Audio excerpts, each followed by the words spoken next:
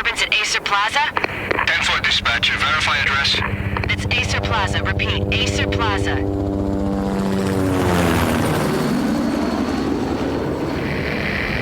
Shots fired on the rooftop. An assault in progress at Acer Plaza. Repeat, an assault in progress.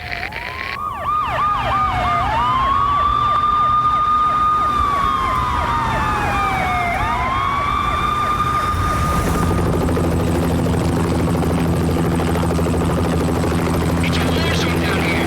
1085 dispatcher. Need additional units. Additional units now. Officer in danger. Officer in danger. 10-5, please repeat. 10-5, all units, emergency. Officer in danger. Acer Plaza. Repeat, Acer Plaza, all units. They were all dead. The final gunshot was an exclamation mark to everything that had led to this point. I released my finger from the trigger, and then it was over. To make any kind of sense of it, I need to go back 3 years. Back to the night the pain started. I was still on the force back then. NYPD, Manhattan, Midtown North Precinct, Hell's Kitchen. So when are you coming to work for me, Detective Payne? You'd make me work undercover in some hellhole. Sorry, Alex. Michelle and the baby come first. See, my last smoke. It's bad for the baby. That's you, Max. A regular Boy Scout. See, Alex. Still on for poker Thursday night, right? Like taking candy from a baby. Life was good. Sun setting on a sweet summer's day. The smell of freshly mowed lawns. The sounds of children playing. A house across the river on the Jersey side. Beautiful wife and a baby girl. The American dream come true. Honey, I'm home. But dreams have a nasty habit of going bad when you're not looking. The sun went down with practiced bravado. Twilight crawled across the sky, laden with foreboding.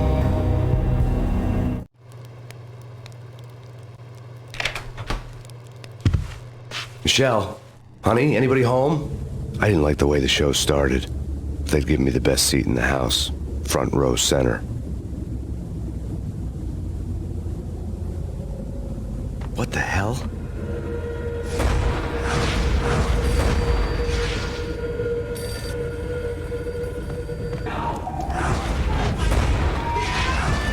Michelle!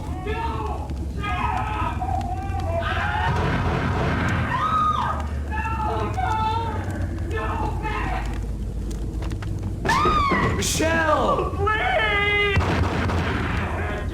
It's coming. Freeze! NYPD, drop it! Coming! It's gonna die!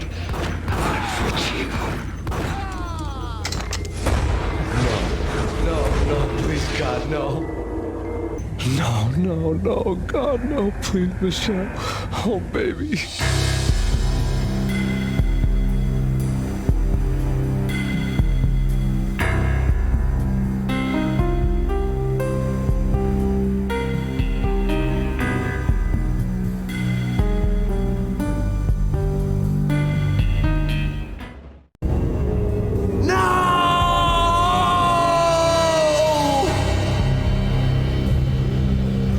That was 3 years ago. Everything ripped apart in a New York minute. The killer junkies had been high on a previously unknown designer drug, Valkyr, V. After the funeral, I told Alex I'd be transferring to the DEA. It took us 3 long years to get a break in the Valkyr case. Then, finally, 2 months ago, a dime dropper tipped us off that Jack Lupino, a mob boss in the Punchinello crime family, was trafficking. I went undercover. Infiltrated the worst mafia family in New York. I came in from the cold and the dark. Outside the city was a cruel monster. I've been slowly working my way from the small time to the big fish, trying to get to the source of the drug. Alex and BB were my only contacts in the DEA, the only ones in this decrepit city who knew I was down here. BB here. Something urgent has come up with Jack Lupino. You need to meet with Alex immediately at the Roscoe Street station. I hadn't had a face-to-face with Alex since I'd gone undercover.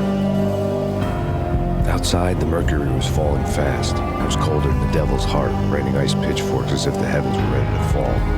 Everyone was running for shelter like there was no tomorrow. It didn't get any better when I got to the subway. The feeling hit me like a point-blank shot straight in the face. Something was not right about this. My Beretta stirred nervously under my coat, but the train doors had already shut behind me, and I was in for the ride. Next stop, Roscoe Street Station, and Alex.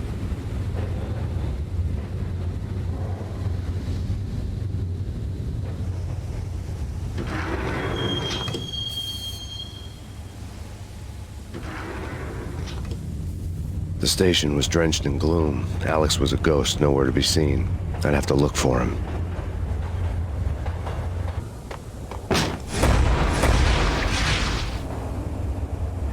Death was in the air at Roscoe Street. I'd have to find Alex fast.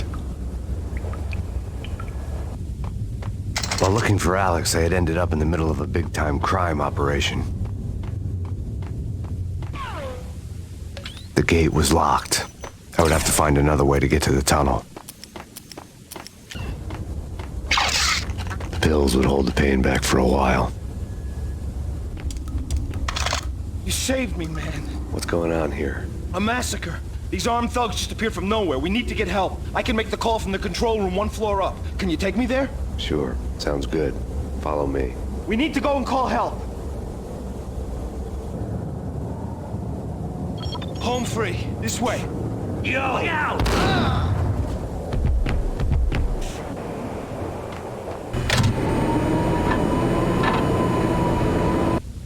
The train lit up like a Christmas tree. The power was back on.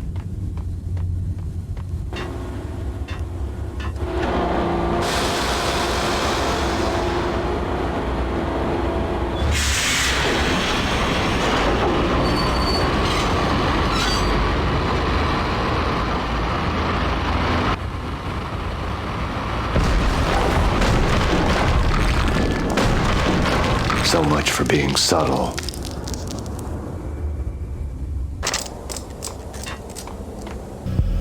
The rusty door led to an abandoned part of the station, closed off since the early 40s. Something big was going down at Roscoe Street. Maybe that's why Alex had wanted to meet me here. Maybe not. One way or the other, I was gonna find out.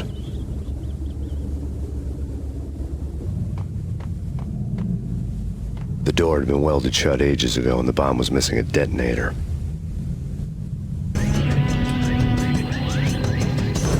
Hey!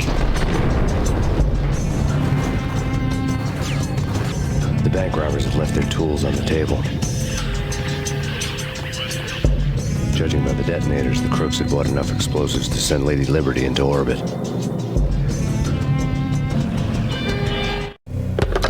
We come to you now live from the crime scene. Who is this? Right back at you. This is Deputy Chief Jim Bravura from the NYPD. You are to cease your criminal activities and surrender immediately. Sure thing, Jim. Me and the boys have been talking, and everyone's real sorry. They'll never do it again. Who the hell is this? Being placed at the scene of a bank robbery wouldn't have tipped the odds in my favor.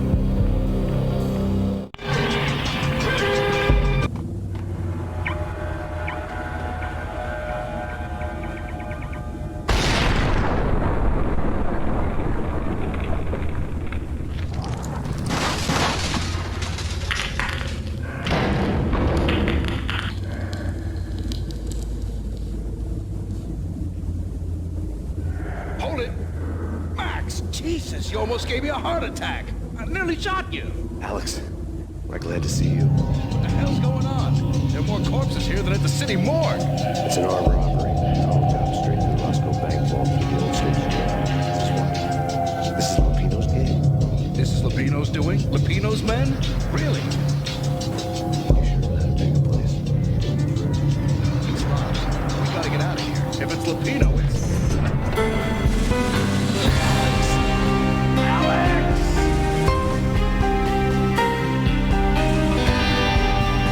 There was nothing I could do.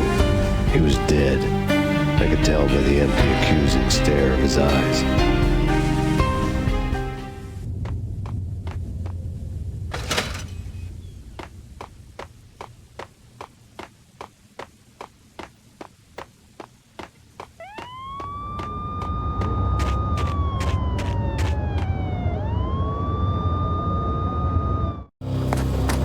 Alex had kept me relatively sane for the past 3 years. Now I didn't know how I felt. Somehow he had stumbled upon something big and ended up stepping on Jack Lupino's toes. Lupino ran his racket of sex, drugs, and contract killings from a sleazy hotel in a slum block of tenements. The NYPD was closing in. I could hear the sirens. Their wail was a crescendo. Lupino thought he could get us by taking Alex out and leaving me to take the fall for it. All he had gotten was my attention. I went for the hotel first. It was a sad old thing with flickering lamps and faded colors, cheap mobster punks and tired-eyed prostitutes. I walked straight in, playing at Bogart like I'd done 100 times before. The place was run by a couple of murdering mobsters with shark smiles. The Finito brothers. Ladies and gentlemen, it's the pain in the butt. Pain to the max. You're killing me. Did you make that up yourselves or you get some wino downstairs to come up with it? Don't answer that. A rhetorical question. I got something for the boss. Lupino around? That kind of depends on who's asking. A friend or a junk squad plan. Don't answer. It's one of them, how do you put it, rhetorical questions. Lupino ain't here, but he said bye. Lupino wasn't in his cheap hotel. Instead, I ran into the Finito brothers. My cover had been blown. The door slammed shut behind me. And then I was dodging bullets like raindrops. Pain in the butt. Ha ha! Pain to the max. Junk squad kid. Gotta take it to Marble City for it. A letter on the desk caught my eye. Bosses, everything all right? Bosses, Joey, Virgilio, you all right now? I had met Lupino only once. The gangster ran all his rackets through his right-hand man, Vinny Gagniti. Gagniti was a high-strung whiner on the verge of breaking apart, like an overamped Energizer bunny. He had the brains to run the business, but he lacked the balls, always falling short, taking his frustration out on underage addicts and call girls. The V deal goes down at your hotel. Jack's exact words, quote, "Vinny, you're in charge of this one," unquote. Rico Muerte's coming to see it through. Anything goes wrong and everybody's gonna get dead. Goes double for you. Treat this guy real good. Anything he wants, you give him. Don't screw this up or you're finito, finitos. A V deal meant added security, locked doors, lots of nervous thugs with itchy trigger fingers. I'd seen nothing coming in, but that didn't mean it hadn't been there. Rico Muerte was a regular Kaiser Soze, a spook story told to keep the apes in line. 313. The Finitos had scribbled Muerte's room number on the note's margin. They're not answering. Call the... Getting out was not going to be easy. The staircase was locked and the elevator had been busted for a decade or more. My lord, I am your long-lost sister.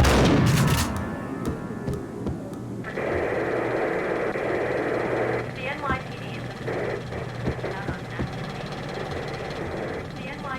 This party had been dead for a while. I couldn't say I was sorry I'd missed the show. V-head junkies could go off without a warning. I had to be careful. I'd found Muerte's room. Muerte had received a letter. Our investigation had turned up nothing to link Angelo Punchinello, the head of the Punchinello family, to Valkyr. All tracks had ended with Jack Lupino. The letter in Muerte's room was signed by the Don himself. It was the first hint that the Kingpin knew what was brewing inside his syndicate. The trouble you got into after the Chicago screw-up. The Punchinello family bailed you out. You have been waiting for a chance to pay us back. One of our trusted boys has a monkey the size of King Kong on his back. And we need your special skills for backup on a major deal. Collecting evidence had gotten old a few hundred bullets back. I was already so far past the point of no return, I couldn't even remember what it looked like when I had passed it. I didn't want to know what had happened here. It was not a pretty sight. A hooker had left her diary on the table.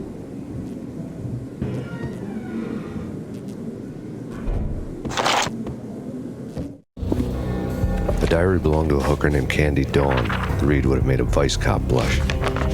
Had talks with the mystery hag over the phone again. Sent to the latest One-Eyed Alfred tape. As long as the hag keeps paying for the tapes, the old man could come every day for all I care. She had a nice sideline, making secret X-rated flicks of her clients and selling them to the highest bidder. They would get her killed if her V-fix for the day didn't do it first.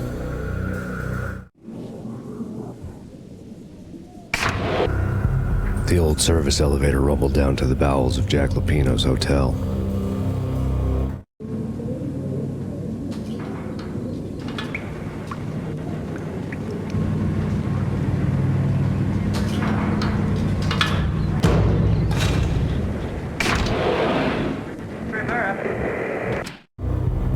A winter storm warning is in effect in the whole tri-state area, as both freezing rain and heavy snowfall continue. Many roadways are already closed, and people are advised to stay indoors. The severe blizzard has ravaged New York for 3 days now, with no end in sight. We'd been snowed from the start in the Valkyr case. The forecast said there was plenty more where that had come from. But the snowbound city was on my side. Less chance of innocent bystanders getting caught in the crossfire. Exhibit number 1, a newspaper. A dead man tied to a chair lay on the boiler room floor. Captain Baseball Bat Boy has an unbeatable track record in superhero death matches. But a 6-pack of root beer gets me every time. The murder weapon was a baseball bat, now lying in a pool of drying blood next to a newspaper folded open on a Captain Baseball Bat Boy comic strip.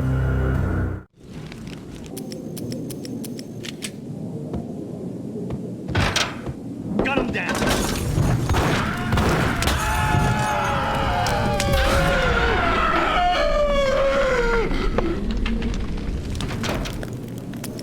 A lifetime ago, this would have gone down as a narcotics arrest. There was a key on the table.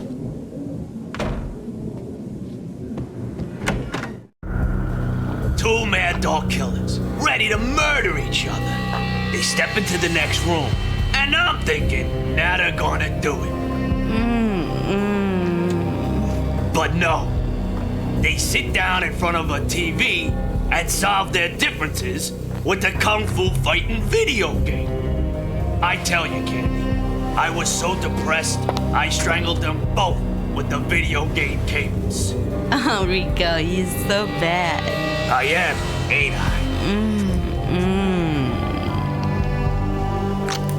I? Rico Muerte, big-time hustler. Who the hell? It's that cop. Muerte went for his gun.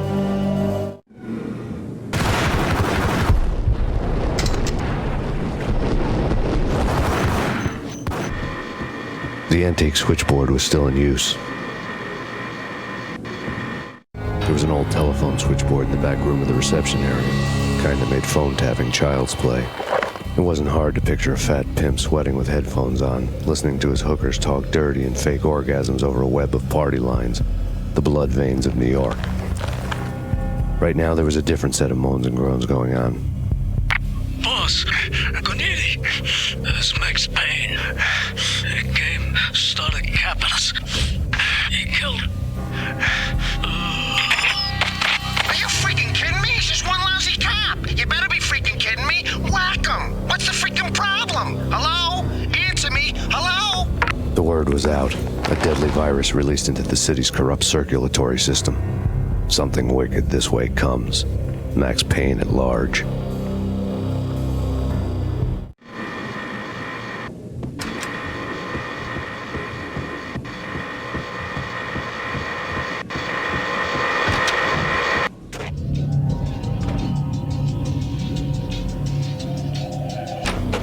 Turn around, walk away, blow town.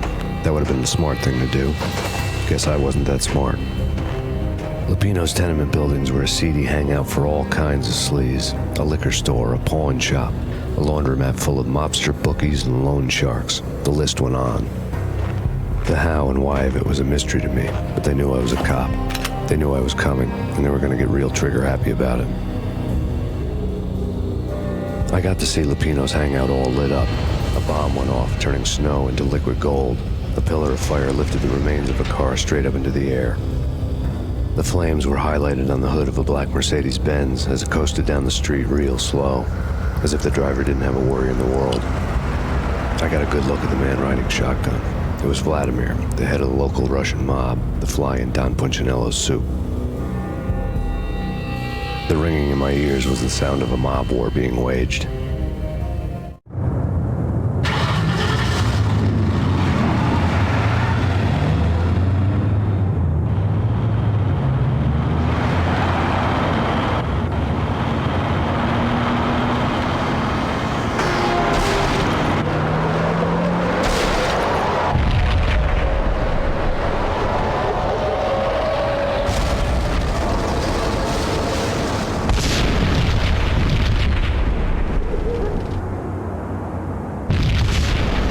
bomb exploded inside the closest slum building. It was a lucky break. The goons inside were spooked, but luck always came with a price tag. More bombs could still be ticking inside, and the cops would already be on their way. Jack Lupino's suite was on the top floor. At least it used to be, before the explosive makeover. The headlines were a depressing read.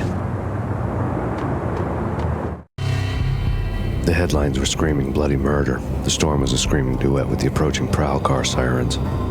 It was all a scream when you were down for the count and wanted for murder.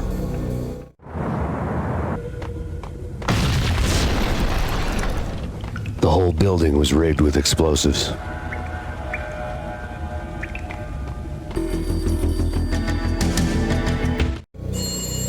A beaten-up phone in the entrance hall was ringing. It could have been just a junkie in need of a fix, but it turned out to be something more sinister than that. Am I speaking to Mr. Payne? Who wants to know? My name is Alfred Woden. You must hurry. The police are on their way. Tell me something I don't know. They know you're there. How? And what's it to you? I will contact you again. The cops arrived, sirens singing in the off-key harmony of a manic-depressive choir. I had a few minutes while the SWAT team would go through their usual routine. By the time they busted in, I needed to be long gone. Max Payne, this is Deputy Chief Jim Bravura from the NYPD. Drop your weapons and come out with your hands above your head.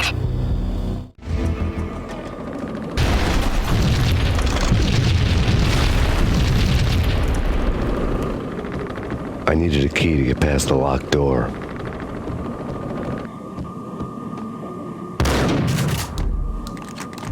Someone had left a letter on the counter.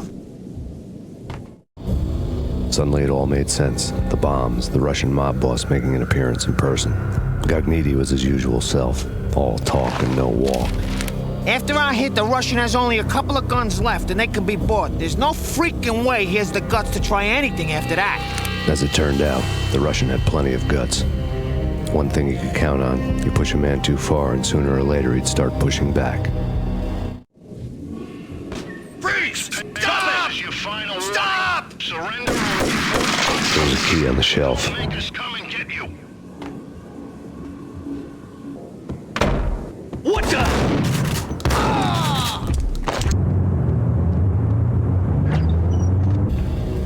The bombs had destroyed all the stairs up to Lupino's office.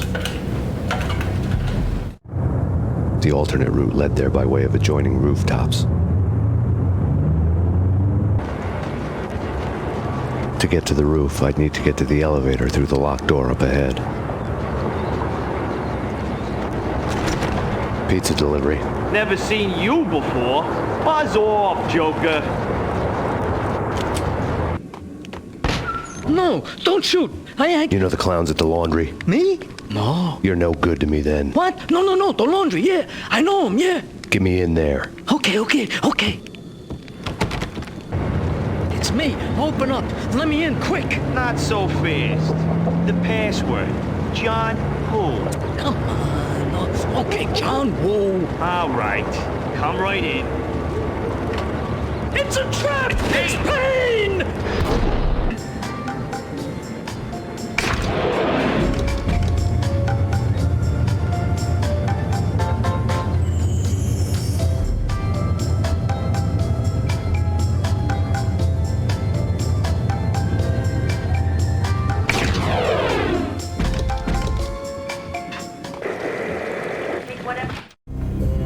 New York City is in crisis tonight, with reports of Valkyr-related gang war in the streets of the Bronx.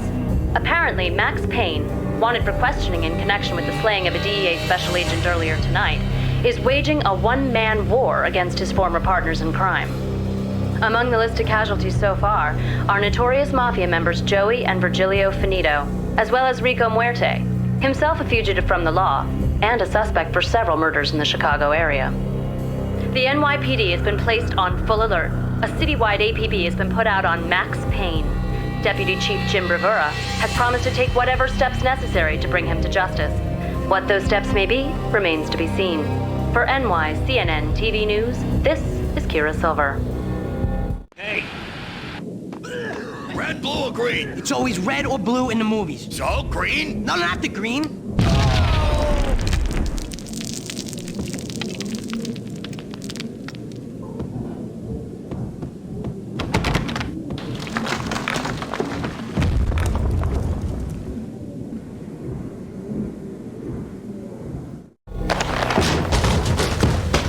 Gognitti, just the man I've been killing to see. Payne?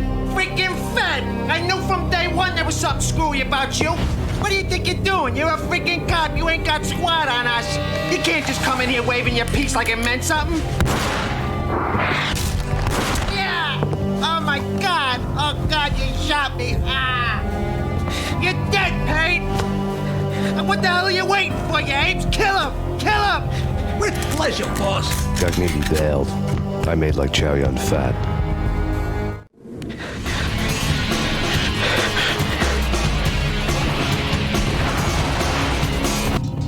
A crumpled letter lay on Gognitti's desk. The letter was addressed to Don Punchinello, but Vinny had never had the nerve to finish it. Jack's gone voodoo. Just the other night, he shot Dino because he wanted to see what his brains looked like splattered on the wall. He's a freaking mad dog. We're running out of men and business fast. Gognitti had been living in mortal fear of his boss. Jack Lupino was a psycho. Vinny Gognitti was running scared. He could run, but with a bullet in his stomach like a broken bottle of Tabasco, he was quickly running out of time. He knew where his boss was, and I wanted to square things up with Jack Lupino. Gognitti would be moving fast. I don't know about angels, but it's fear that gives men wings.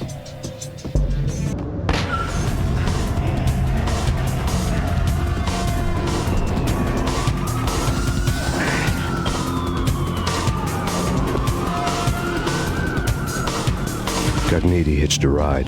To catch him, I'd have to follow his lead.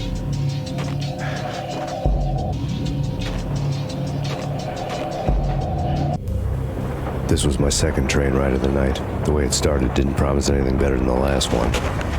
Freezing wind tearing at my face like sandpaper and razors, ice hard and slick under my hands and feet. And somewhere in the background, the wail of sirens, the city howling after me. New York sped by in fast forward. Dark rooftop water towers and a dead forest of antennas and chimneys, all a blur.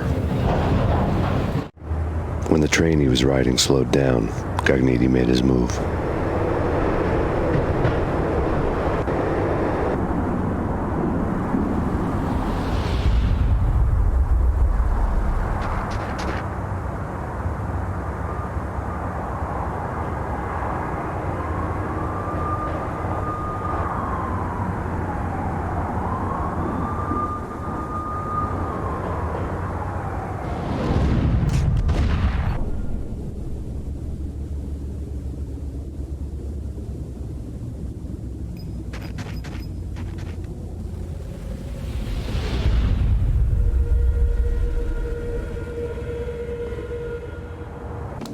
It's Payne! He's coming down the stairs! Shoot the bastard! Okay, boss, you got it. No problem. Hey! What the?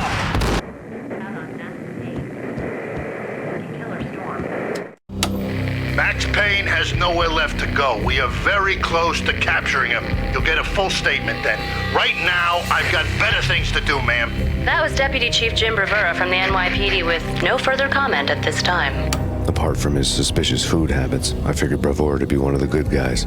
Fate had just dropped us on different sides in this. But when it came to capturing me, he was way out of his league. I had already ditched the cops a couple of rooftops back. For now.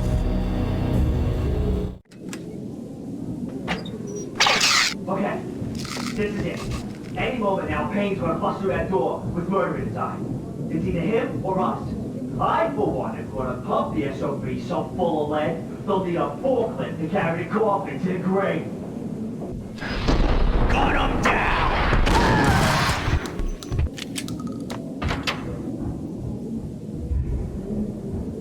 Open, goddammit!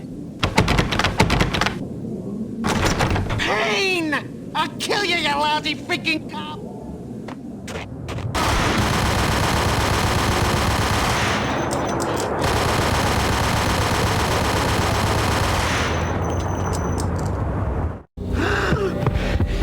Gognitti ran out of steam in a dead-end alley with steam boiling out of the sewer grates like all the fires of hell were burning high beneath us. It was shakedown time. Where's Lupino? Screw you! Bad start, Vinny. police brutality. I rate pretty high on that. You can't just hurt me in cold blood. Just keep telling yourself that. Listen good, Candyman. I'm not gonna be anybody's fall guy. I want to know where your boss is hiding. There was no glory in this. I hadn't asked for this crap. Trouble had come to me in big dark swarms. The good and the just were like gold dust in the city. I had no illusions. I was not one of them. I was no hero. Just me and the gun and the crook. My options had decreased to a singular course. I'll tell you, just don't hurt me no more. Lupino's at Ragnarok, the nightclub. Book me. Take me, hold me to the freaking jail, just don't hurt me. Your rights will be read at your funeral. Ragnarok was Lupino's private nightclub, a den of drugs built into an old theater. I knew what waited inside.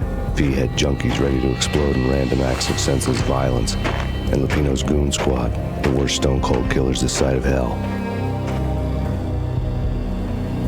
Ragnarok was as inviting as a headache, flickering and flashing to a machine gun beat. The belly of the nightclub was a gothic theme park that began with bondage games and led to the nasty stuff from there. As subtle with its dark message as a cop killer bullet through the heart, like father, like son, just like Jack Lupino.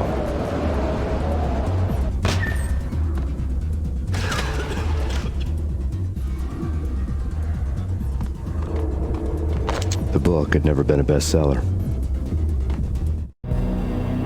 Given the setting, I was surprised to find that somebody had been passing time reading.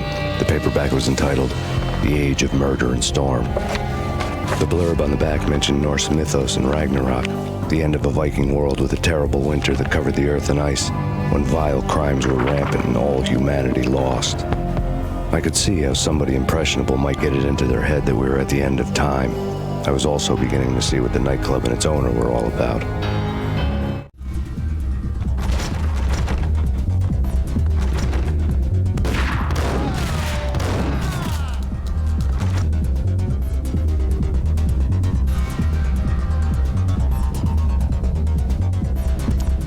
Books on the occult had been piled on the table.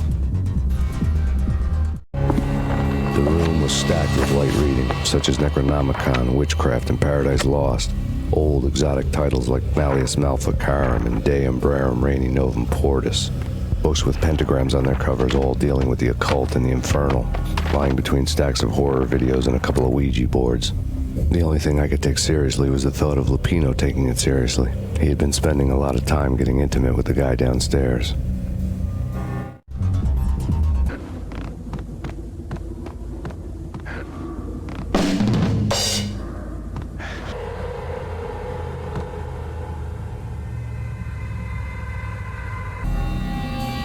The backstage area led to Lupino's inner sanctum.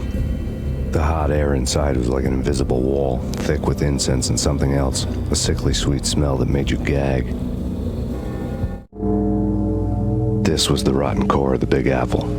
Lupino lurked somewhere ahead, like a spider at the center of his web, waiting. The vapors in the air started to make my head swim. Torn pieces of a letter lay scattered on the sofa.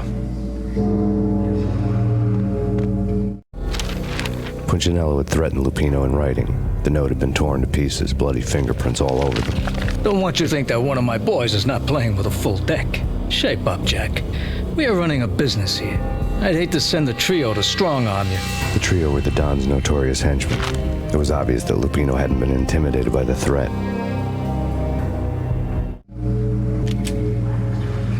Lupino's notes covered the table. Jack Lupino was crazy, all right. The table was scattered with notes of demented arcane nonsense written in rusty blood, a mishmash list of demons, devils, and dark gods evoked. Beelzebub, Asmodeus, Baphomet, Lucifer, Loki, Cthulhu, Lilith, Hela! Blood given to you all. He was after that old Faustian deal, your soul for power and fortune. Just sign on the dotted line with your blood.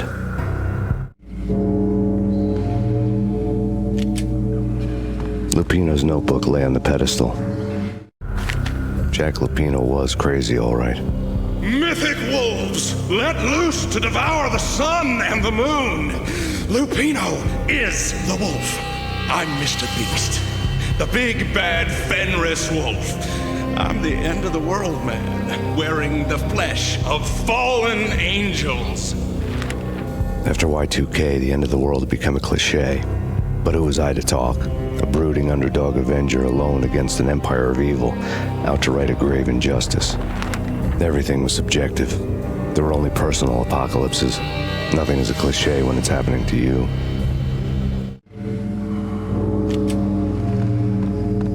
The flesh of fallen angels!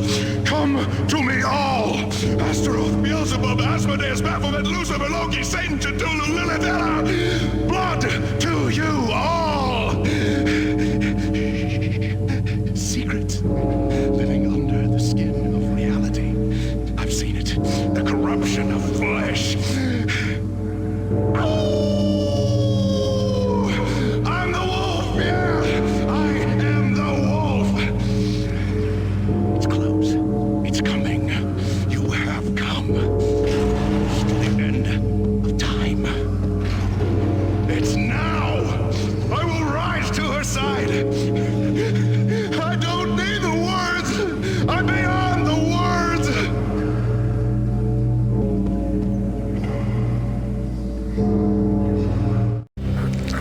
I had known there'd have to be a catch in it somewhere, and this one was the Empire State Building of catches. Lupino was pumped up and dying to go 15 rounds with a mutant alligator. And then he started this spooky monkey talk, straight from a bad dream. Mine. I have tasted the flesh of fallen angels. I've tasted the devil's green blood. It runs in my veins. I've seen beyond a world of skin, the architecture of blood and bow and arrow. Death is coming! She is coming, and hell follows with her. This is the twilight winter. I am ready to be her son. Her time is now, and all who stand in her way must die!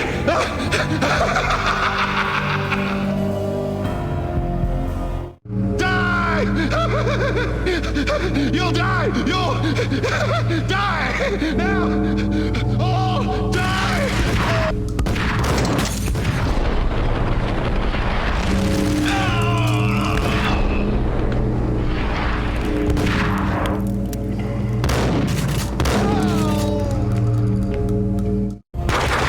Lupino finally went down. I wanted to make real sure he'd stay that way. V was a bad monster. Turned them into friggin' zombie demons from outer space. I think he's dead already. Huh? And that's when it happened.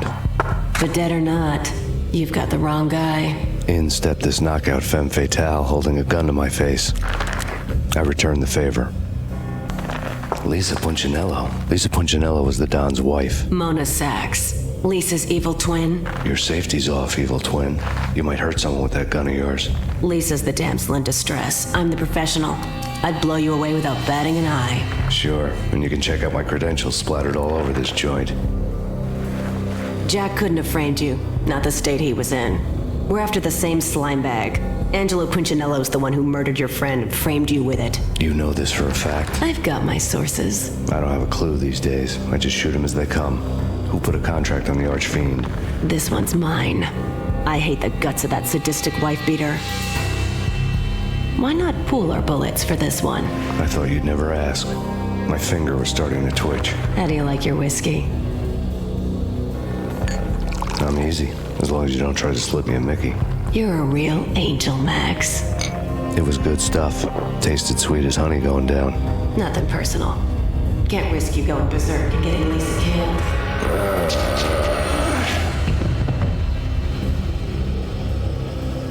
The nightmare was always the same. Violent shapes moving in darkness, old and ugly. The killer's mad laughter was a riddle filled with wicked innuendo.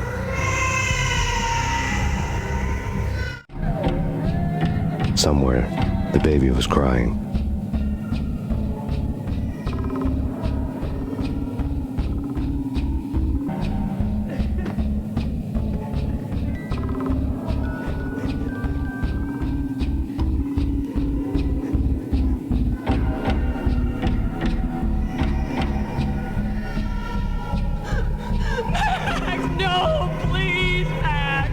Why? I didn't mean to. I'm sorry.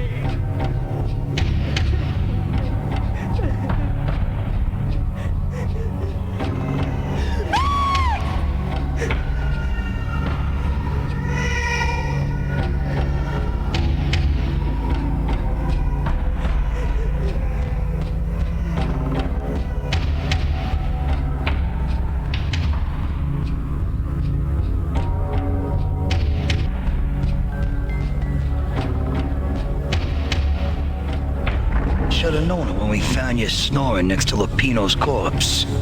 A comedian, huh?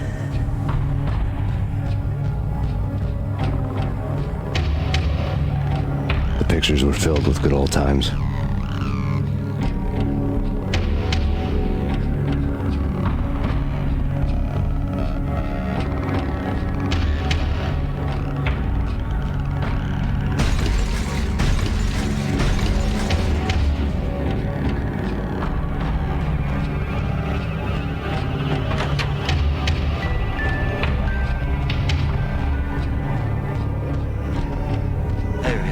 Watch cartoons.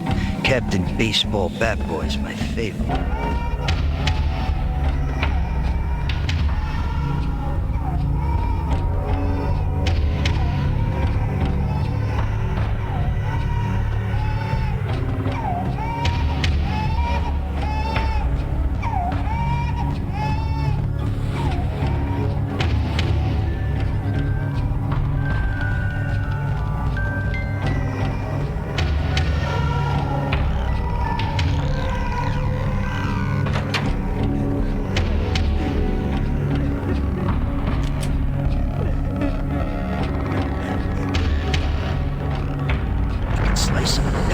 Shoot them full of holes, blow them to bits, vaporize them, disintegrate them. No matter what you do, they'll still be back, good as new.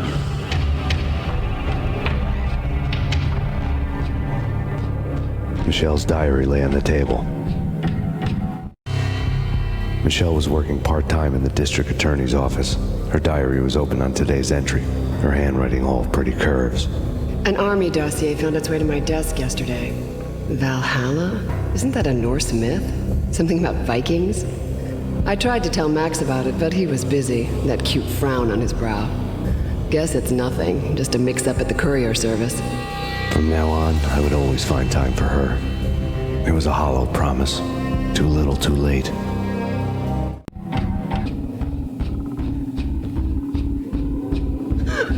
Max, no, please, Max. Why? I didn't mean to. I'm sorry.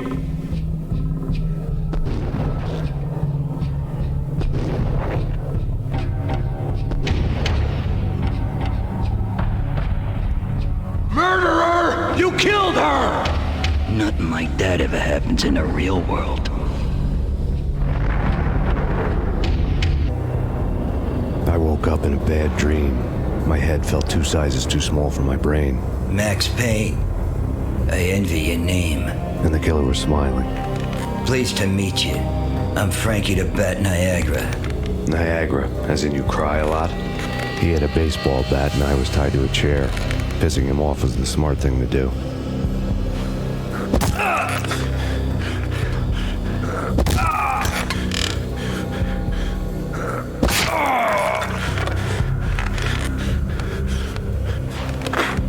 Nothing wrong with a little laugh now and then. Take me, for example. I love to watch cartoons. Cartoon violence is a fascinating thing. Let's take a break. I need to take a leak and maybe grab a cold one at the bar. Don't worry. I'll be back to finish this off. And then, it's checkout time. You play, you pay, you bastard. He swaggered out, and the door clanged shut behind him, locks clicking into place. Everyone makes mistakes. Mine hadn't been to crack jokes about the goon with the bat. He'd have cracked my skull regardless. It hadn't even been to trust a girl with a gun. I had blindly gone after the first bad guy on my hit list when I should have been aiming further up the ladder, at the head of the Punchinello family. I couldn't bring myself to be pissed at Mona. Guess I had a soft spot for a pretty face.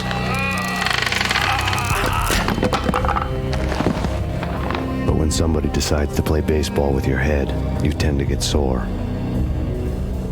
They had dragged me back to the basement of Lupino's hotel. I was beaten, bruised, and blue. I felt like the chair I had broken to get free.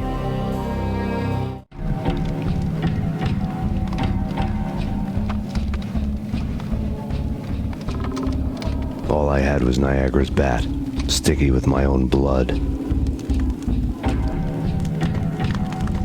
Without a gun, I'd be no match for Frankie's men. I'd have to play hide and seek with them. It's Frankie's turn. We'll take care of it. Another newspaper caption for a murder scene.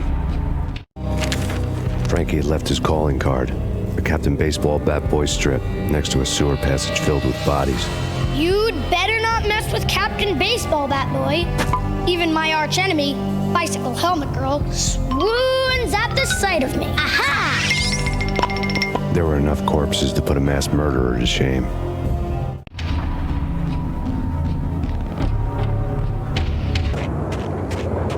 Unit 294, come in. Have you arrived at the scene?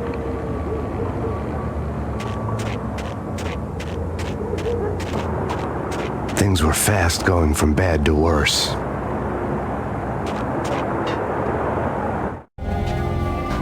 The men in blue had come and gone. They had decorated the place with chalk outlines and tied it together with yellow tape. The cops who had stayed behind were dead.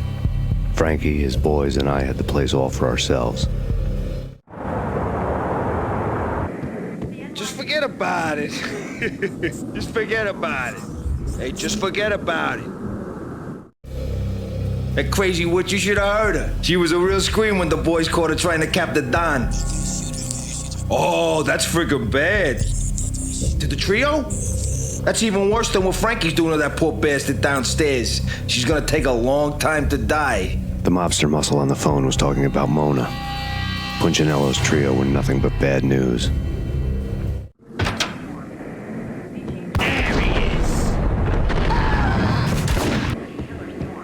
More evidence that Punchinello didn't like me much. The fact remains that all the victims so far identified in the Ragnarok shooting have been known criminals, many of whom had large doses of V in their blood. Reliable sources say that Max Payne was also among those killed, although no body has been recovered at this time. Reliable sources. That meant somebody thought the Mafia had me, didn't want the cops snooping around anymore. The body would be delivered to them barely recognizable. Case closed. Don Punchinello had the power to be that reliable source, which was no news. But his news was old news.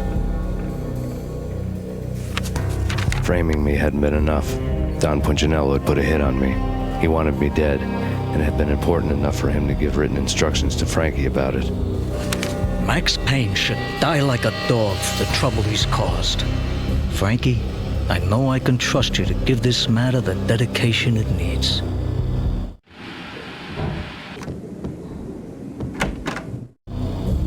The hotel bar was fast developing quite a history. True to his words, Frankie was there, having a beer. Jesus Christ. How the hell did you get loose? Got bored waiting. Thought, what the hell, we could just as well finish this here.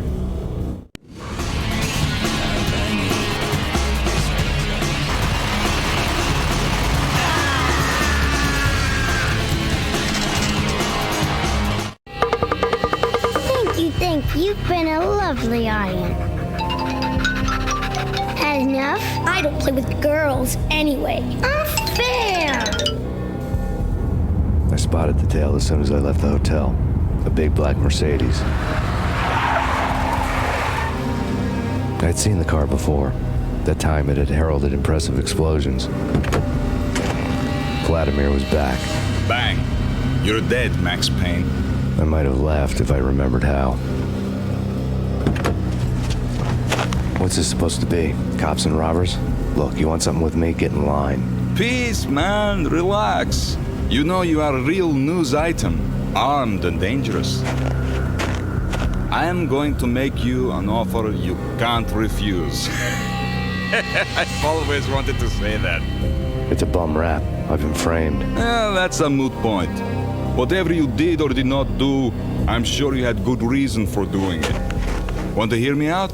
I'm listening. Punchinello messing with V is bad for business all around. But that's not all.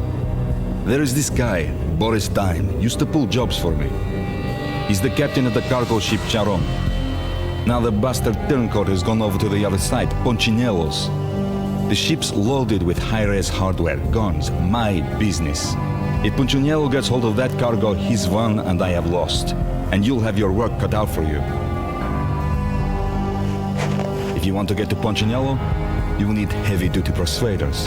I am just the man to get them for you. Change the ship back under my flag, maybe pop 2 in the traitor Dime's head while you're at it. You'll get enough guns to start the apocalypse. You in or out? Let's get this show on the road. Vladimir was one of those old-time bad guys with honor and morals, which made him almost one of the good guys. None of us was a saint. The Brooklyn riverfront was a maze of rusty containers, sharp-boned cranes looming up from the snowstorm. On a night like this, you couldn't help but think of the dark army of dead men sleeping with the fishes, cement shoes in line.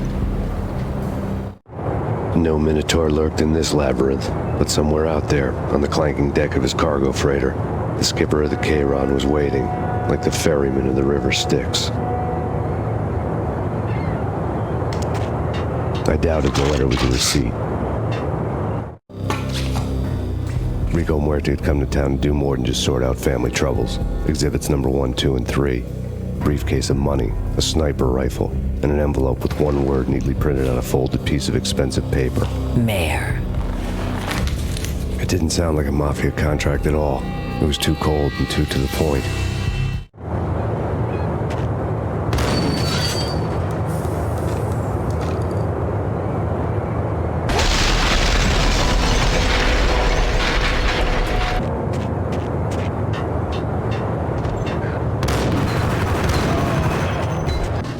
I had found Boris Dime's ship.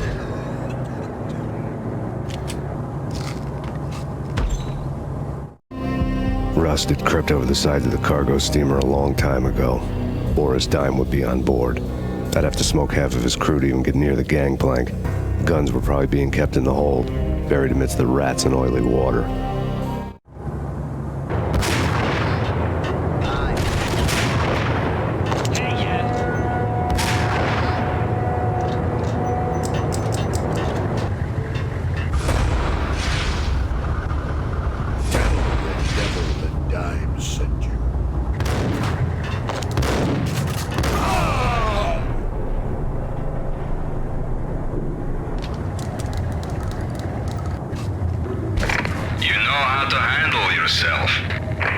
Anybody who says different is calling me a liar. Vladimir here. Collect all the guns and ammo you want. Meet me on the bridge afterwards.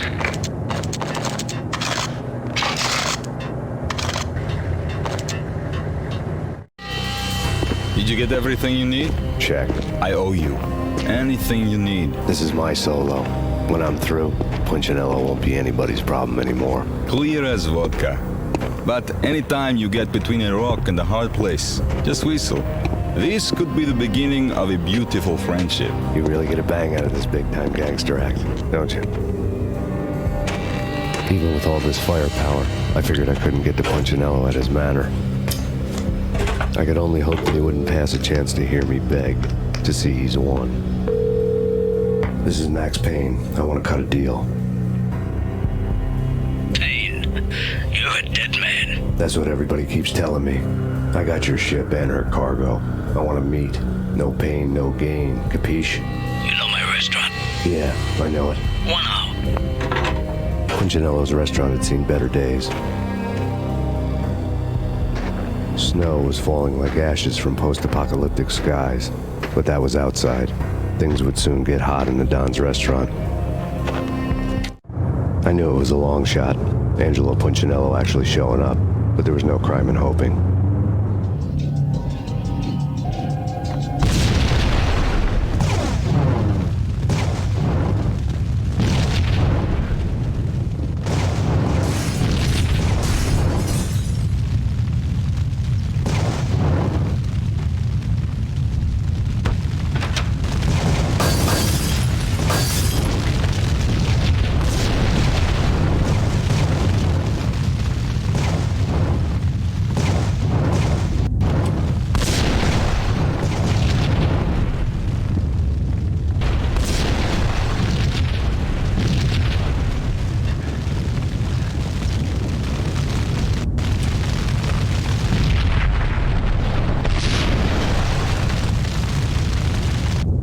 mobsters have been guarding a real treasure.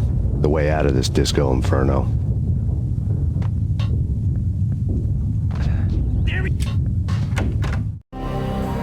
Vlad had seen my smoke signals. The Mercedes was revving to go, almost drowning out the banshee wail of the sirens. You coming?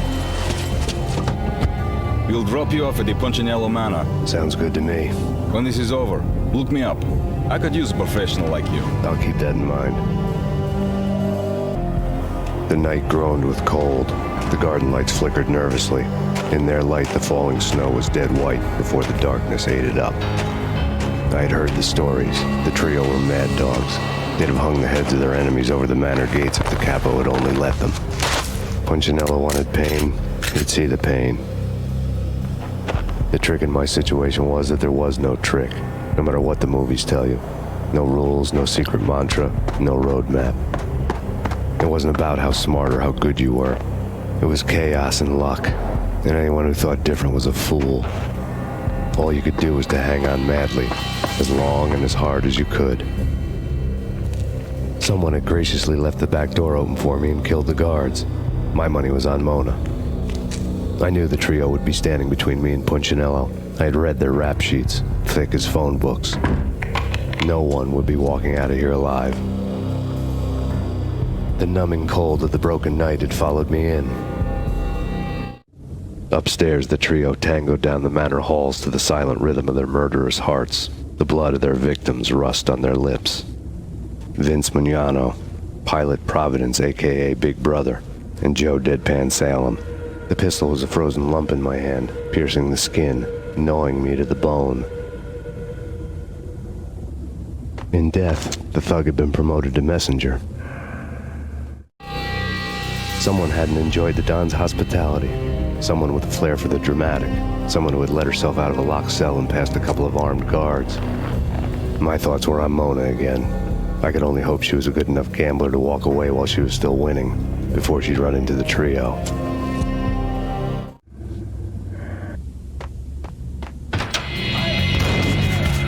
It didn't take me long to run into the trio.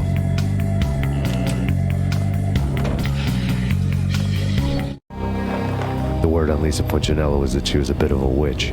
The tarot cards on the kitchen table fit the picture.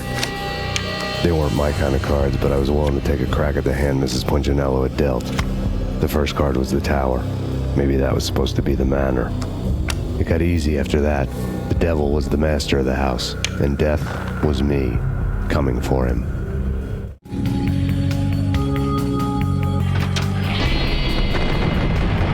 It was too late for her. You're a real angel, Max. I couldn't tell whether it was Mona or her sister. The body was a mess. The sick bastard had really gotten a kick out of it. Seeing her lying there got me thinking about another woman's body on another bed. Got me thinking about a fallen cradle.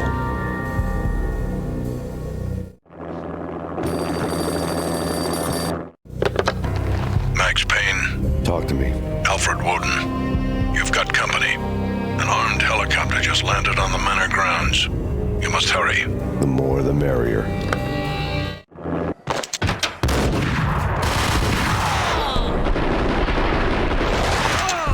Punchinello's trio was done for. Outside my door. Hurry. It's coming for me. You gotta hurry. Please. I could hear Punchinello on the phone begging for help. He should have been saying his goodbyes. Punchinello was a pushover. The moment I stepped into the room, he folded like a deuce before a royal flush. No, wait. I was just doing what I was told. I couldn't refuse. She's someone high up. Government, maybe. I don't know. He was trying to buy more sand for his hourglass. I wasn't selling any.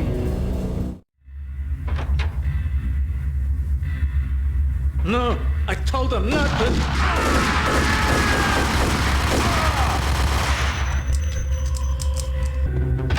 Drop it. Don't move. Game over, Max Payne. I could tell when I was outgunned. It was time to take another beating. The mystery witch was a real barracuda. Trouble on dagger heels, a smoking assault rifle in her hand, and an army of killer suits behind her. How sweet. I get to kill two birds with one stone. Sooner or later, it was going to catch up with you. Mr. Payne, it's time to show you the benefits of my brew. Be a good boy now. You'd find that Lady Luck was really a hooker. You were fresh out of cash. Gentlemen, we're done here. Take me to Cold Steel. She had just given me an OD of Valkyr. I could feel green fire eating my brains. They turned to steam. They did a fade on me. I'd never had a chance. The witch had got me just as sure as if she put a gun to my head and pulled the trigger. The shadows rushed me, bruised mugshot faces hungry for revenge. They knew my weak spots and closed in for the kill. The floor turned into a vortex of green blood. I fell. The flesh of fallen angels.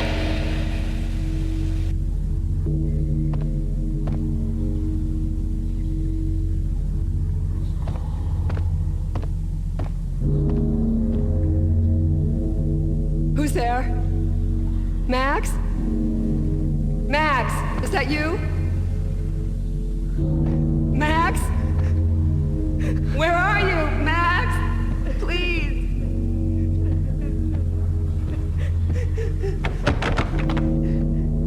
No, please, Max, no. I'm sorry. Please don't, Max, no, please.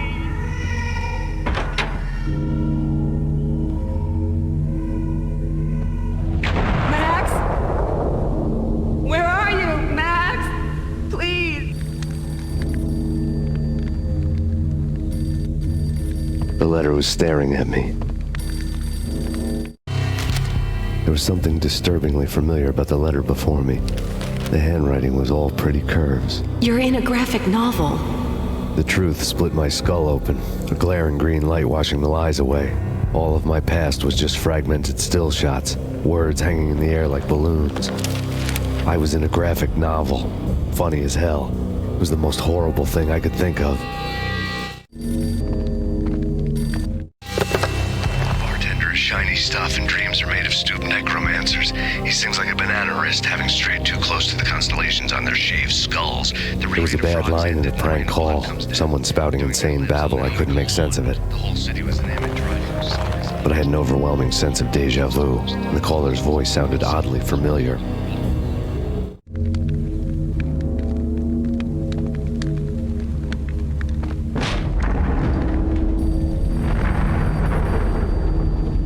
The weird piece of paper looked dangerous.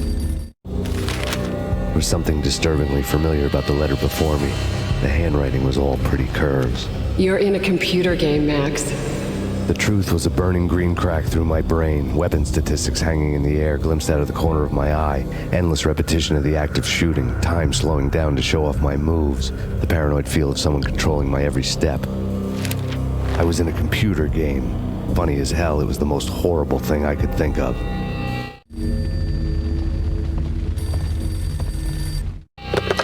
Don't lose it. It's Valkyr. The drug. Snap out of it. Try to remember. It was a bad line in a prank call, someone spouting insane babble. I couldn't make sense of it. But I had an overwhelming sense of deja vu, and the caller's voice sounded oddly familiar.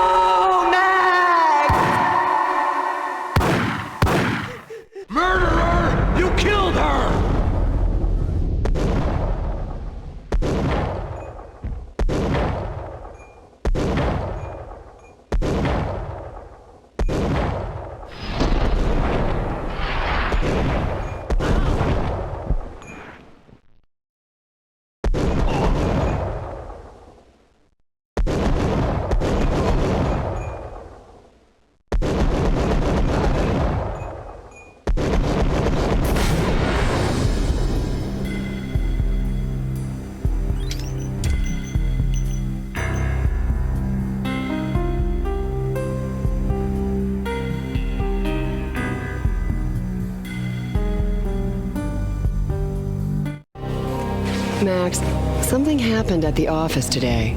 A strange memo. Something about Vikings. Honey, I gotta run. You can tell me all about it this evening. Have a nice day, darling. The bullet holes were rubies on her chest, blood glowing on her ivory skin. She was so beautiful. The killer was smiling. The flesh of fallen angels. Slowly, the green nightmare faded, leaving dark stains on my soul that would never come off. I felt like flatlining. I was all shook up. I woke up in a cold sweat, sick and tired to the bone, lying in a puddle of my own puke. The hag had said take me to Cold Steel before it had all gone crazy. It was a clue, the only one I had.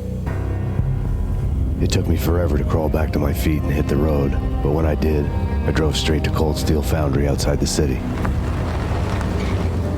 There was a whole lot of action around the place for a freezing winter night. Trucks coming and going, men running. I had the drop on the mystery witch. She thought I was dead. I was on her blind side. I was going in. The bad trip had put me in a crazy mood, adrenaline pumping through my aching veins. Staggering on the mill roof in ice and snow and wild wind, I was a ninja. My kung fu was strong. I wasn't hitting anybody. At best, I was Superman on kryptonite about to fall through a skylight, down to where it was all going down. A half-abandoned industrial area in the middle of nowhere. The factory was a perfect front for any number of illegal activities.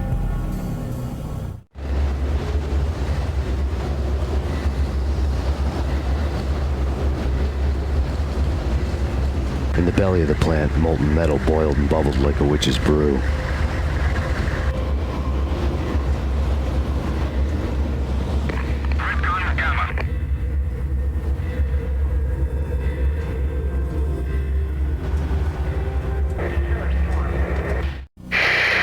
Life-threatening weather conditions. A record-breaking killer storm. In the city's history, vehicles stuck in snow. Heavy snowfall. Forecast shows severe weather is expected to continue.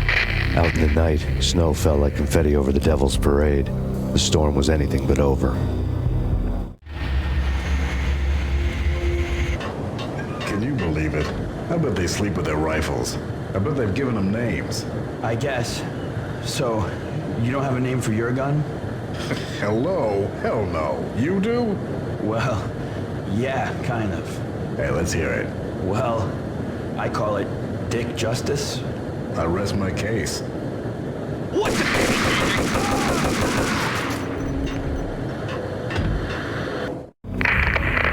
Perimeter breached. The facility has been compromised. Repeat, the Deep Six has been compromised. Initiate Operation Deadeyes. The walkie-talkie military lingo could mean only one thing. They were getting ready to destroy the evidence and vanish into the night. I was so close. The hidden truths were just around the corner.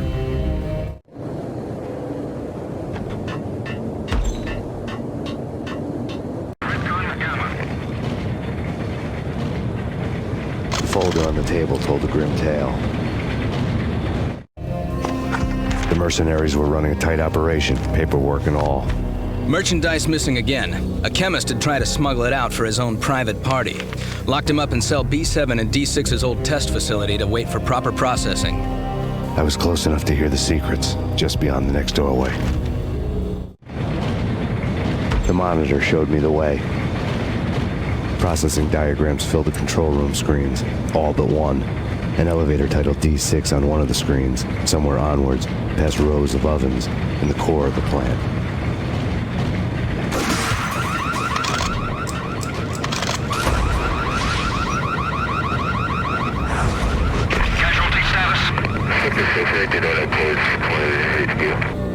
I had taken on the role of the mythic detective, Bogart as Marlowe, or as Sam Spade going after the Maltese Falcon to unravel all the mysteries. Following a path of clues to that final revelation, even if it would take me down to the cold, cavernous depths of a grave. You can't do this! My men are still inside! Do you have any idea why this is called Operation Deadeyes?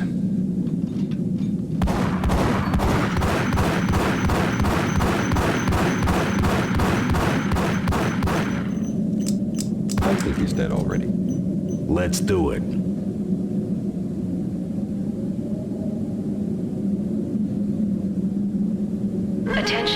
personnel. The self-destruction sequence has been initiated. Evacuate the complex immediately. We've got company. I had seen the logo on the floor before. There was an old army bunker under the steel mill. I knew the military plaque on the floor. I had seen 1,000 variations of the insignia on crumbling brick walls everywhere in the city. The sword replaced by a syringe.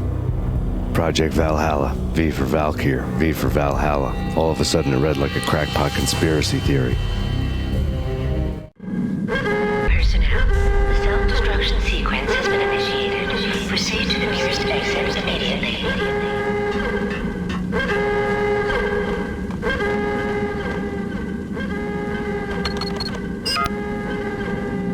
Like everything else in the Valkyr case, the door code was a mystery to me. Decontamination in progress. Decontamination. The chemist had been using the workstation when he died. The half-life of the lab rat had ended online, his password blinking on the screen. 665, the neighbor of the beast.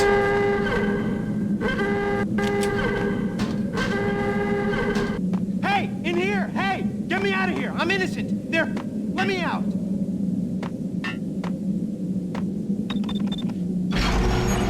Attention all personnel. Thanks. The self-destruction I thought I was gonna die in sequence there has for been sure. initiated. I need you to get me through the decontamination chamber airlock. You're crazy! No way! The place is blowing up, for Christ's sakes! Either that or back to the cell. Your choice. Okay, I'll do it. I'll do it. Get in. I'll punch you through. After this, you can go. You're free now. Bad. Decontamination.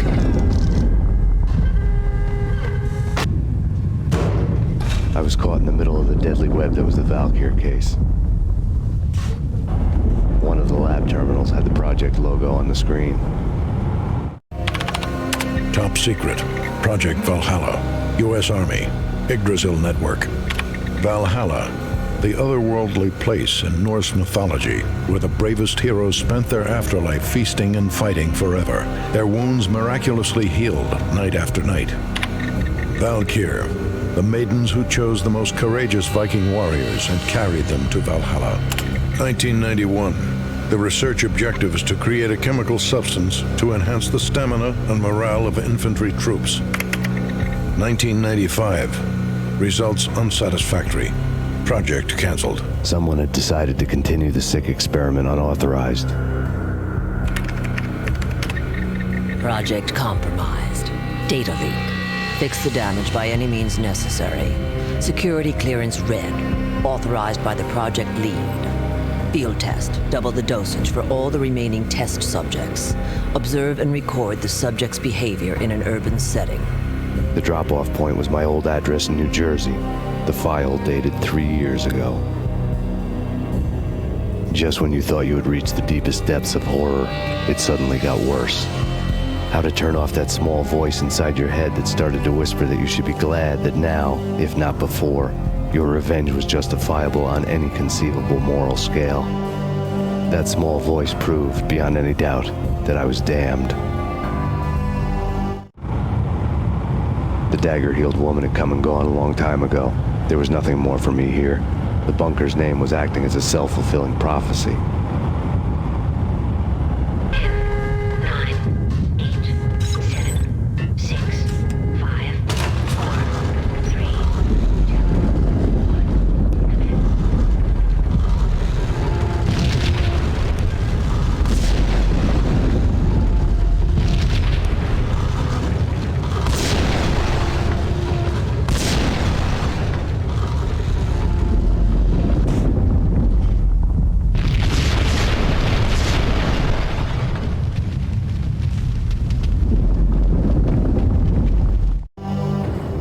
Piece together a jigsaw, and the final picture is you finishing that same puzzle.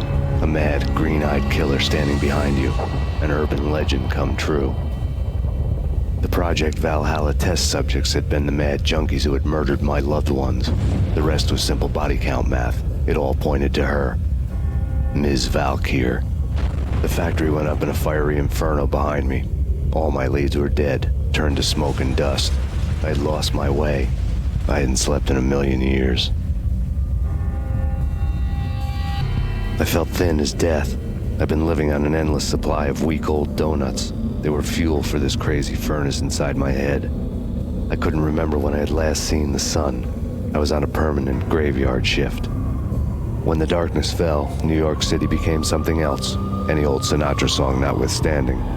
Bad things happened in the night, on the streets of that other city, Noir York City. I was in an all-night diner, downing cup after cup of coffee that tasted like engine oil, when a new message from BB got me back on the killer track. What the hell happened at Roscoe Street? Maxie, I'm going out on a limb here. We need to talk this through, come up with a plan. 2:30 a.m., the Choir Communications Garage. The more I thought about Alex's murder and the frame-up, the more it felt like an inside job. I should have seen it coming. BB had sold me out, and now he wanted to finish what he'd started. The garage was dead. BB showed up in his tailor-made suit, gold watch, and cufflinks to match, all way beyond a cop's pay. Maxie. Oozing suave charm, he was guilty as hell. What the hell does BB stand for anyway? Backstabbing bastard? Come on, don't be like that. Have a cigar. I don't smoke. Maxie, you have no idea how big this is. It's huge. You have no idea. I think I do. You're a bribe-taking bent cop who sold out his partner. Those mobsters in the subway were a dead giveaway. Hard to miss. Bet it was exactly like this with Alex. Up close and personal. You can't win this one, Max. No, but I can make damn sure none of you do either. BB turned out to be another cardboard cutout bad guy.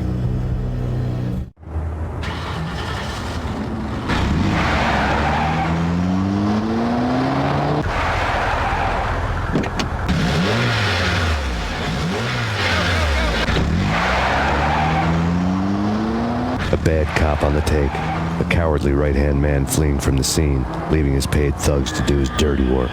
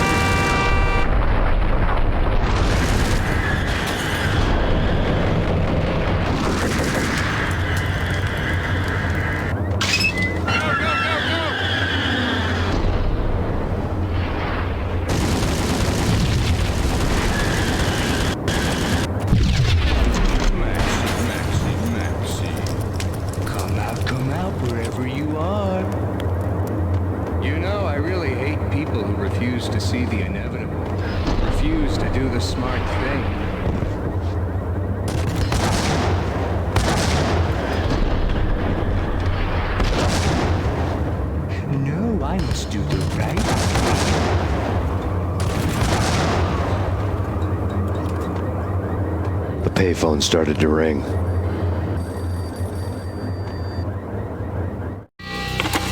Yeah. Max Payne? Whatever does it for you. This is Alfred Woden. I can give you the name of your enemy. Come to the Asgard building presently. We are expecting you. Woden was waiting for me on the steps of the old building. Mr. Payne, let's go inside. The others are anxious to begin. The others? Despite the general misconception, this building actually predates the City Hall by 2 years, thus being the oldest municipal building still in use here at the foot of the Brooklyn Bridge. No kidding. The old man played tour guide as he led me through a dark domed hall. The answers I was after loomed large ahead. Mr. Payne, I would like to introduce you to my colleagues in what we call the Inner Circle. You've been watching too much X-Files.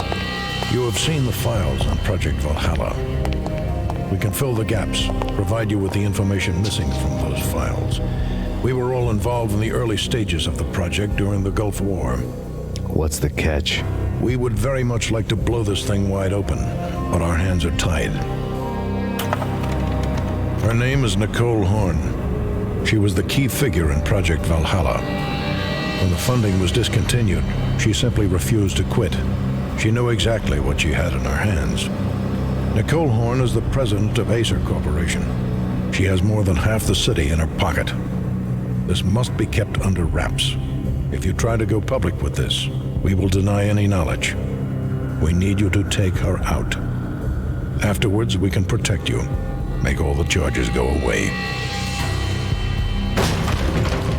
That was the cue for the killer suits to kick in the doors and swarm inside.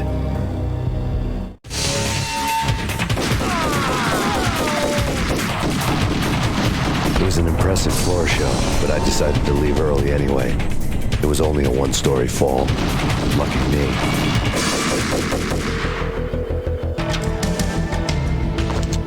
One of the monitors showed what was left of the inner circle.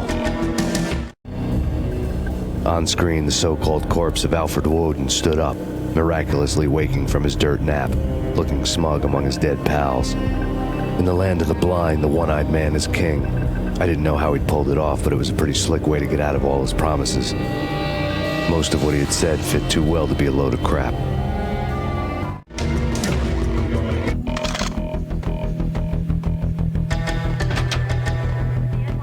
A videotape lay on the desk. Nicole Horn had blackmailed the inner circle into silence. The tape came with a curt extortion note on a piece of expensive paper. I remembered Candy Dawn taping her clients in action on the side, selling the tapes to the highest bidder. I was sure that kinky sex was nowhere near Alfred Woden's worst sin. But I had a feeling that when this was over, any collateral would come in handy. Woden had left me a present. Woden had taken care of my mission preps with military precision. The critical areas in the Acer Corporation headquarters blueprints were circled in red. The president's office was at the top of the building, right below her penthouse suite. The elevators were controlled by a security computer, part of the mainframe located underground below the building. The high-rise was sealed as tight as a sci-fi fortress.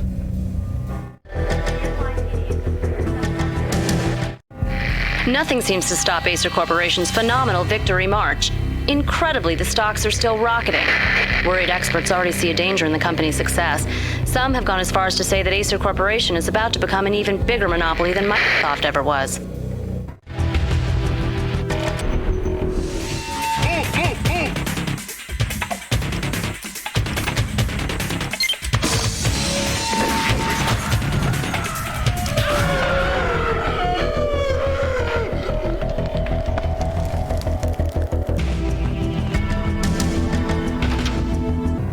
I had dreamed of revenge. Those dreams were always nightmares, of coming close and then failing. Now I was close. I had a name to guide me, Nicole Horn. I had nothing to lose. The Inner Circle had quite a track record. Project Valhalla had not been the only thing the Inner Circle had been involved in. There were rows of cabinets full of files. The Serpentine Secret Society went back a long way, always pulling strings from the shadows. I couldn't say I was sorry. Woden's move in some Byzantine power game had cut the Circle's membership roster to 1. The old man wanted me on cleanup duty. It was my mess, too.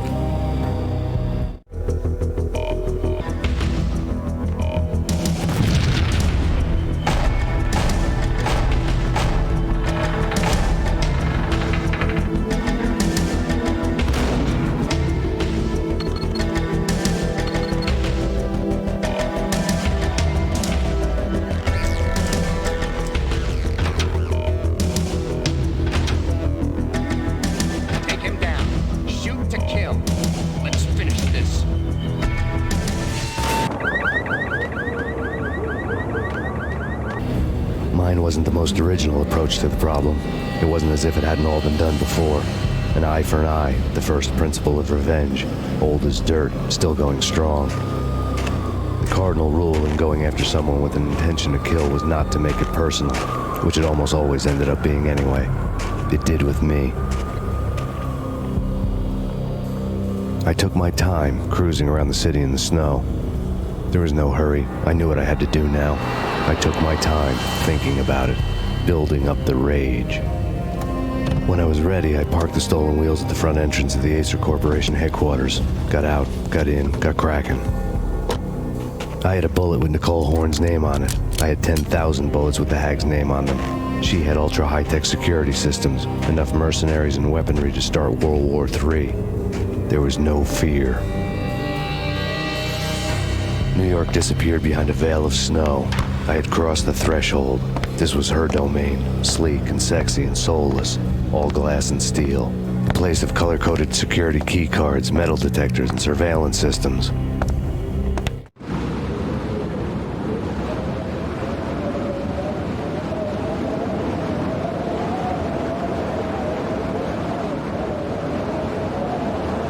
Colder than a walk-in fridge. Cold as a gun.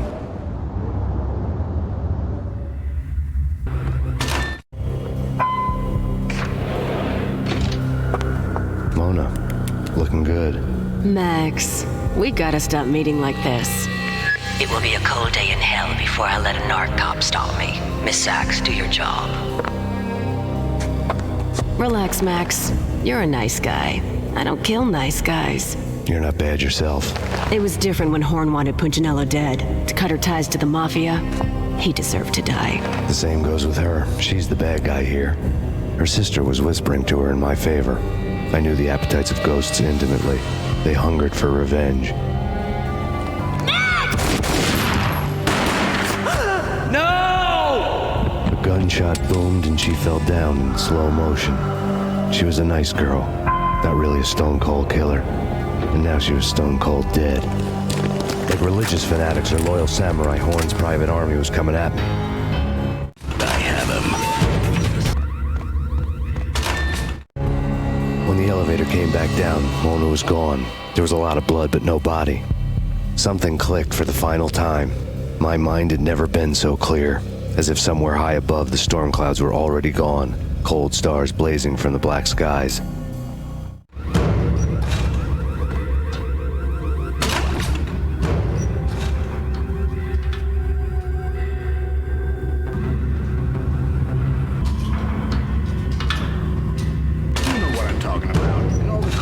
Movies, and I'm talking about the coolest of the cool.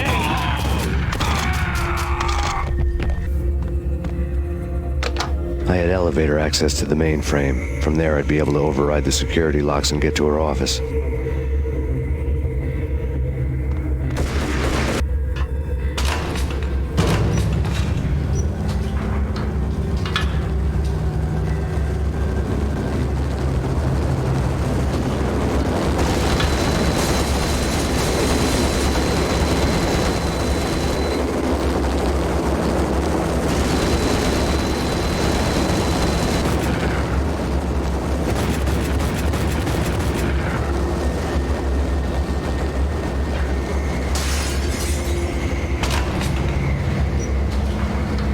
The unmarked chopper was Horn's pet guardian, inhuman and flawless. It was stalking me.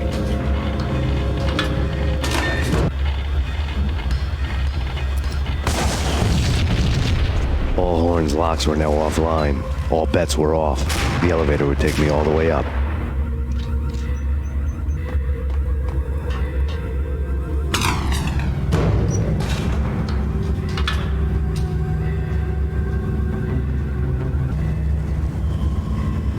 Seen from this height, the night seemed to stretch on to eternity. A hint of desperation had crept into the snowstorm, as if it was trying to get it all out before the end.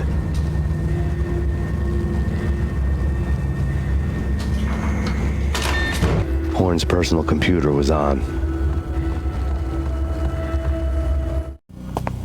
Next to the printer was a neat stack of expensive paper. Hacking through Horn's computer would have unearthed files of criminal plans, strategies for world domination, spy helicopter reports, illegal wiretap recordings, internet porno, all of the above. Take your pick. I really didn't care anymore. I had seen too much of it already.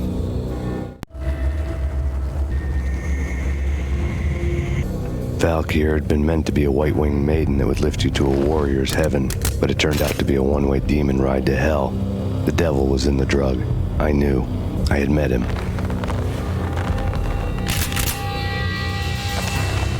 And now I was gonna kill her, the queen of the underworld who had tried to lift herself a bit closer to heaven with her drug money.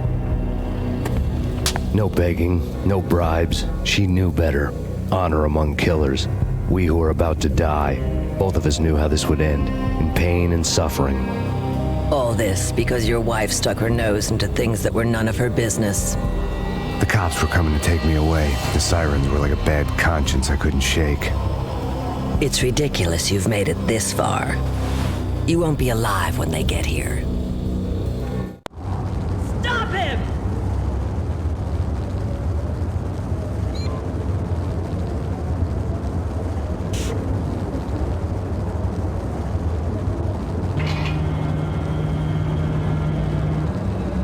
The elevator lobby. Get us back up now. Max Payne, this is futile. A waste of time. The deaths of your wife and daughter were necessary. Inevitable. It is done. You cannot bring them back. Nothing you do will make it any better.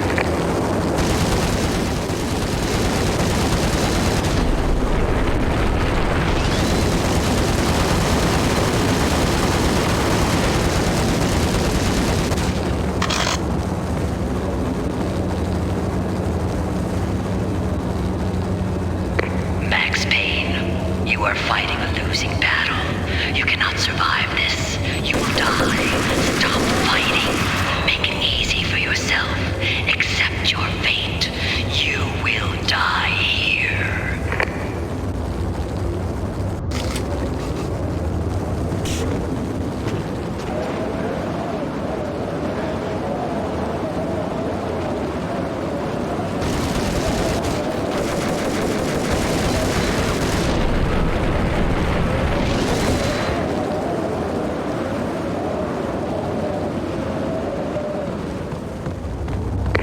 Max Payne, face it. You are up against an unbeatable force. You have already lost. You have lost. Only death will set you free from your pain. Accept it. Surrender. Give up. What do you mean he's unstoppable? You are superior to him in every way that counts. You are better trained, better equipped. You outnumber him at least 20 to 1. Do your job.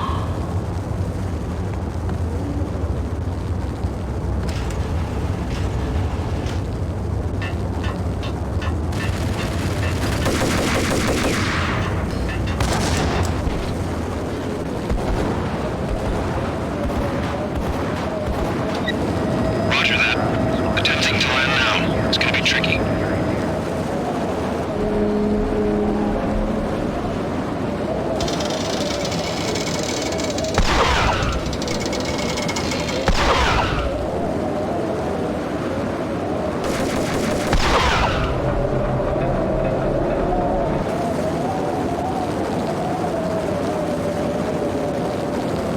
She's on board. We're out of here as soon as the wind dies down. Don't like the look of that mast. For 1 minute.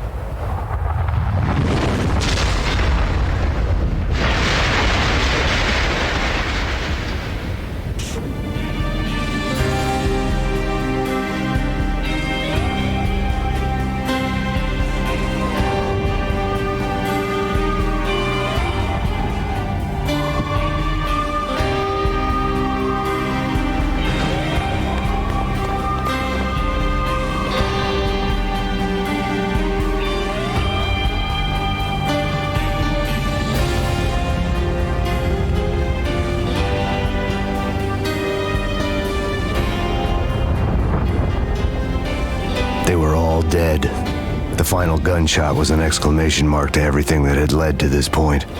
I released my finger from the trigger. And then it was all over. The storm seemed to lose its frenzy. The ragged clouds gave way to the stars above. Max Payne, this is Deputy Chief Jim Bravura from the NYPD. We've got the building surrounded. Throw down your weapons and lie down with your hands behind your head. A bit closer to heaven.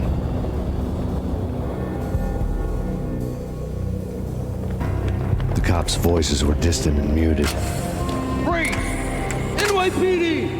Hold it right there! My ghosts released me from their haunting.